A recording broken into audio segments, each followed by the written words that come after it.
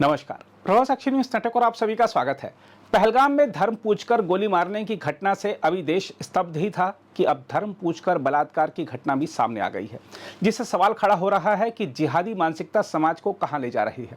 हम आपको बता दें कि मध्य प्रदेश की राजधानी भोपाल के कॉलेज की कुछ छात्राओं से दुष्कर्म और ब्लैकमेलिंग का मामला सामने आया है। अपनी पहचान छिपाकर छात्राओं से दुष्कर्म करने और वीडियो बनाकर उन्हें ब्लैकमेल करने के आरोप में अब तक 5 आरोपियों को गिरफ्तार किया जा चुका है। मुख्य आरोपी फरहान अली ने तो पुलिस रिमांड के दौरान खुलासा किया है कि उसने कॉलेज में हमउम्र मुस्लिम लड़कों का एक गिरोह बनाया था, जो केवल हिंदू लड़कियों से ही दोस्ती और संबंध बनाते थे। गिरोह में यह सख्त नियम था कि कोई भी मुस्लिम लड़की के साथ प्रेम संबंध नहीं बनाएगा। पुलिस पूछताछ में आरोपी फरहान ने इसे सवाब यानी भलाई का काम बताते हुए कहा कि उसे अपने किए का कोई पछतावा नहीं है। हम आपको बता दें कि फरहान अली और अन्य आरोपियों के खिलाफ भारतीय न्याय संहिता की धारा 64 यानी दुष्कर्म, 61 यानी सामूहिक दुष्कर्म और सूचना और तकनीकी अधिनियम तथा धार्मिक स्वतंत्रता अधिनियम के प्रावधानों के तहत मामला दर्ज किया गया है। हम आपको बता दें कि भोपाल शहर के एक निजी कॉलेज की 3 छात्राओं ने दुष्कर्म और आपत्तिजनक वीडियो के जरिए ब्लैकमेल करने का आरोप लगाया था, जिसके बाद 25 अप्रैल को पुलिस ने मामला दर्ज किया था। बाद में एक और लड़की ने शिकायत दर्ज कराई। शिकायतकर्ताओं ने दावा किया है कि आरोपियों ने अपनी पहचान छिपाकर उनके साथ दुष्कर्म किया और आपत्तिजनक वीडियो के जरिए उन्हें ब्लैकमेल किया। मुख्यमंत्री मोहन यादव ने कहा है कि प्रदेश सरकार राज्य में जिहाद या लव जिहाद बर्दाश्त नहीं करेगी और अपराधियों को बख्शा नहीं जाएगा। मामले का स्वतः संज्ञान लेते हुए राष्ट्रीय महिला आयोग ने भारतीय पुलिस सेवा के सेवानिवृत्त अधिकारी और झारखंड की पूर्व पुलिस महानिदेशक निर्मल कौर की अध्यक्षता में 3 सदस्यीय जांच समिति गठित कर दी है। देखना होगा कि आरोपियों को कब तक दंडित किया जाता है और उन्हें क्या दंड दिया जाता है। यहाँ सवाल यह भी उठता है कि लव जिहाद या हिंदू लड़कियों को शिकार बनाने की घटनाएं बंद क्यों नहीं हो रही हैं। बात सिर्फ भोपाल की ही नहीं है, नैनीताल और शिमला की घटना देख लीजिए। हिंदू सड़कों पर हैं और अपनी बच्चियों की सुरक्षा की मांग कर रहे हैं। सवाल उठता है कि खामी सुरक्षा में है या कानून में। आइए देखते हैं इस मुद्दे पर क्या कह रहे हैं उच्चतम न्यायालय के वरिष्ठ अधिवक्ता और भारत के PIL मैन के रूप में विख्यात श्री अश्विनी उपाध्याय। आज के अखबार में बहुत ही चौंकाने वाली खबर आई है। मध्य प्रदेश की राजधानी भोपाल में कन्वर्टेड हिंदुओं ने बड़े प्लान्ड वे में हिंदू बेटियों को टारगेट किया है और उनके साथ बलात्कार किया है। कन्वर्टेड हिंदुओं ने अपनी पहचान छुपाई, तिलक लगाया, कलावा पहना, अपना नाम बदला और उसके बाद धीरे धीरे करके हिंदू बेटियां जो कॉलेज में जा रही थी उनसे दोस्ती किया, बलात्कार किया, उनका वीडियो फिल्मा लिया और वीडियो बना के उनको ब्लैकमेल करने लग गए। ये घटना 1990, 91, 92 में भी अजमेर में हुई थी, जहां लगभग 1,500 हिंदू बेटियों के साथ यही काम हुआ था और अजमेर में भी सारे के सारे बलात्कारी कन्वर्टेड हिंदू थे और सारी की सारी पीड़िताएं हिंदू थी। सवाल यह है कि ये भारत में हो क्यों रहा है? क्या ये समस्या लाइलाज है? क्या ये समस्या चीन में भी है? क्या ये समस्या जापान में भी है? क्या ये समस्या सिंगापुर में भी है? इस समस्या के लिए जानते हैं कौन जिम्मेदार है? वो जिम्मेदार हैं जो संविधान की शपथ लेते हैं और संविधान की शपथ लेने के बाद कहते हैं मजहब नहीं सिखाता आपस में बैर रखना। ये जो कुछ भारत में हो रहा है उसके लिए वो सांसद, विधायक, मंत्री और जज जिम्मेदार हैं जो कहते हैं वेद, पुराण, बाइबल, कुरान एक समान है। ये जो कुछ भारत में है, हो रहा है, उसके लिए वो सांसद, विधायक, मंत्री और जज जिम्मेदार हैं जो कहते हैं मदरसा, मिशनरी स्कूल और गुरुकुल एक समान है। इसके लिए वो सारे के सारे सांसद, विधायक, मंत्री और जज जिम्मेदार हैं जो कहते हैं सभी रिलीजन एक समान होते हैं।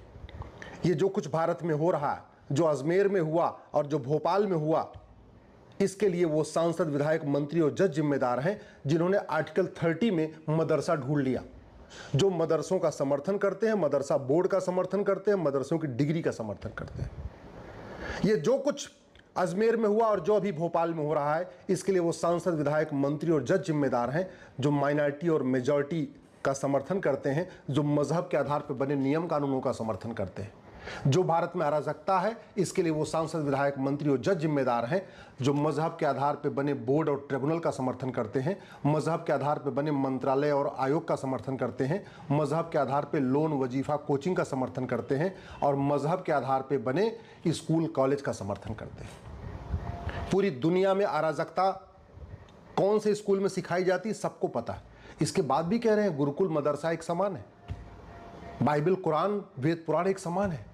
इसके लिए यही लोग जिम्मेदार हैं। समाधान क्या है? समाधान तो हमें आपको करना पड़ेगा, अपने अपने सांसदों और विधायकों को मिलकर जगाना पड़ेगा। क्योंकि अब एक्सट्रीम हो चुका है। थूकने का वीडियो आ चुका है, पेशाब करने का वीडियो आ चुका है, दाल की कढ़ाई में लैट्रिन करने का वीडियो आ चुका है, गुलाब जामुन के कढ़ाई में पेशाब करने का वीडियो आ चुका है। क्या क्या वीडियो नहीं आया। कश्मीर में धर्म पूछ के मारने का वीडियो आ चुका है। और अब धर्म देख देख के बलात्कार हो रहा है। इसके बाद भी अगर आपका खून नहीं खौल रहा है, इसके बाद भी आप शांत बैठे हैं, तो फिर आपके बच्चों को बचाना, आपके आने वाली पीढ़ियों को बचाना नामुमकिन है, हो ही नहीं सकता। केवल अगर जबानी जंग होती रहेगी, केवल जुगलबाजी होती रहेगी तो कुछ नहीं होगा। समाधान करना पड़ेगा, इस संविधान को ठीक से पढ़ना पड़ेगा और संविधान के पढ़ने वालों को ठीक से संविधान पढ़वाना पड़ेगा। आज मैं फिर से पूछ रहा हूं संविधान की शपथ लेने वाले माननीय सांसदों, विधायकों, मंत्रियों और जजों से, भारत के संविधान के किस पन्ने पे मदरसा लिखा हुआ है? भारत के संविधान के किस आर्टिकल में मदरसा लिखा हुआ है? अरे भारत का संविधान तो मदरसा खोलने को बैन कर, मदरसा के खिलाफ बात करता है।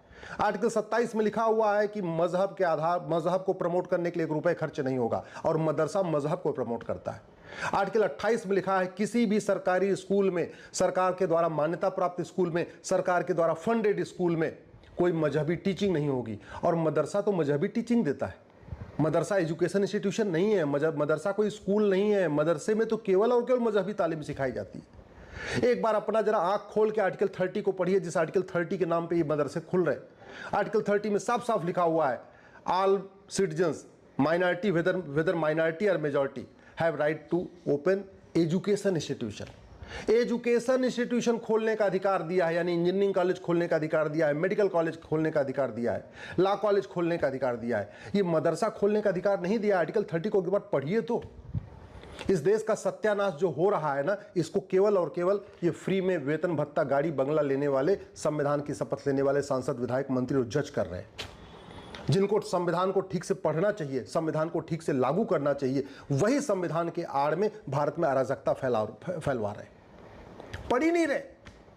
समाधान यही है कि सबसे पहले इस माइनॉरिटी मेजॉरिटी कमीशन को खत्म किया जाए, इस कानून को खत्म किया जाए, 1992 वाले माइनॉरिटी कमीशन एक्ट को, जिसको कांग्रेस ने भारत को बर्बाद करने के लिए बनाया था।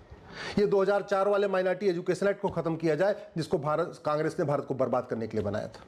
या तो माइनॉरिटी मेजॉरिटी का कॉन्सेप्ट खत्म हो, और अगर रखना भी है तो माइनॉरिटी को डिफाइन किया जाए। माइनॉरिटी की संख्या हजारों में हो सकती है, माइनॉरिटी की संख्या लाखों में हो सकती है, करोड़ों में माइनॉरिटी की संख्या नहीं हो सकती। कुछ हजार लोग हों, जो समुदाय कुछ हजार है उसको माइनॉरिटी कह सकते हैं, जैसे पारसी। जो समुदाय कुछ लाख है उसको भी माइनॉरिटी कह सकते हैं, यहूदी, बहाई। जिनकी संख्या करोड़ों में है वो माइनॉरिटी नहीं हो सकते।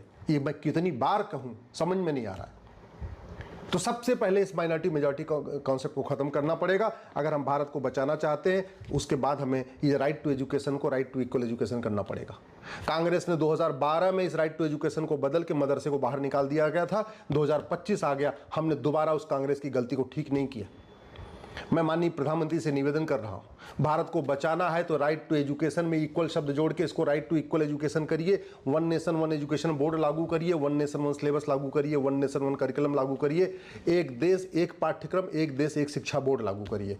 सब अपनी अपनी मातृभाषा में पढ़ेंगे। बंगाल वाला बंगाली में पढ़ेगा, तमिलनाडु वाला तमिल में पढ़ेगा, गुजरात वाला गुजराती में पढ़ेगा, लेकिन 10वीं तक 16 साल तक सबके लिए कॉमन एजुकेशन सिस्टम लागू करिए, समान शिक्षा लागू करिए।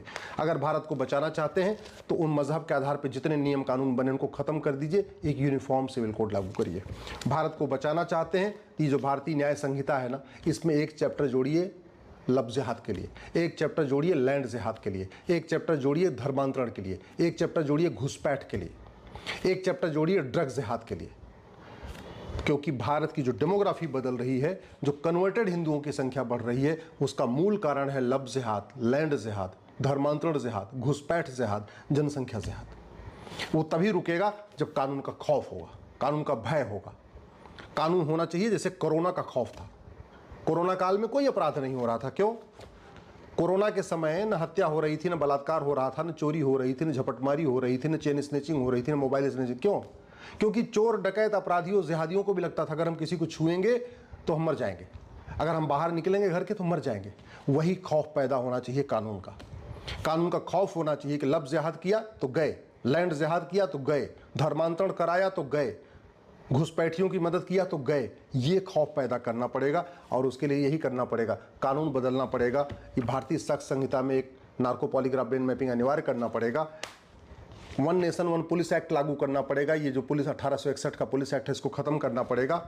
और जो लोग भारत में डेमोग्राफी बदले में मदद कर रहे हैं, चाहे वो लव जिहाद कर रहे हैं, चाहे लैंड जिहाद कर रहे हैं, चाहे धर्मांतरण कर रहे हैं, चाहे वो रेप जिहाद कर रहे हैं, ऐसे लोगों पे NSA लगाना पड़ेगा, तब जाके ये रुकेगा।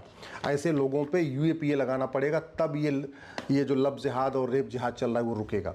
ऐसे लोगों पे ऑर्गेनाइज क्राइम की धारा लगानी पड़ेगी। गुजरात के पास गुस्कोका है, महाराष्ट्र के पास मकोका है, लेकिन कोई सरकार लगा नहीं रही है।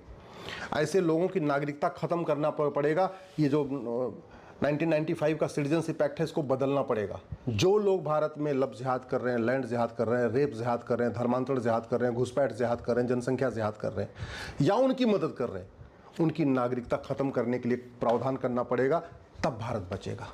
भारत को अगर बचाना है तो जो इनकी फंडिंग आती है उस फंडिंग रोकना पड़ेगा।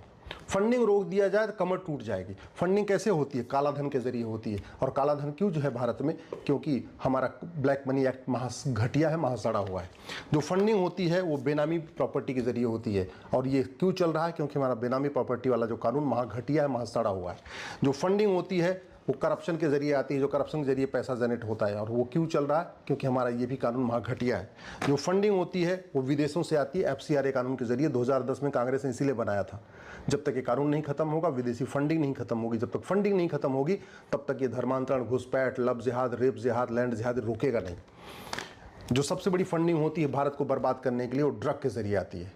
ड्रग भारत में बेचा जा रहा है, लड़कों को नपुंसक बनाया जा रहा है, लड़कियों में बांझपन बढ़ रहा है और उससे जो पैसा आ रहा है उससे बाकी फंडिंग की जा रही है। तो जब तक नशा तस्करों को फांसी देने, नागरिकता खत्म करने के लिए कानून नहीं बनेगा, उनकी 100% प्रॉपर्टी जब्त करने के लिए कानून नहीं बनेगा, तब तक ड्रग जिहाद नहीं बंद होगा। ड्रग जिहाद नहीं बंद होगा तो फंडिंग आती रहेगी, फंडिंग आती रहेगी तो बाकी चीज़ें चलती रहेंगी। अगर भारत को सुरक्षित बनाना है तो घुसपैठियों और उनके मददगारों को फांसी देने के लिए कानून बनाना पड़ेगा। ये कानून घटिया है, महासड़ा हुआ है।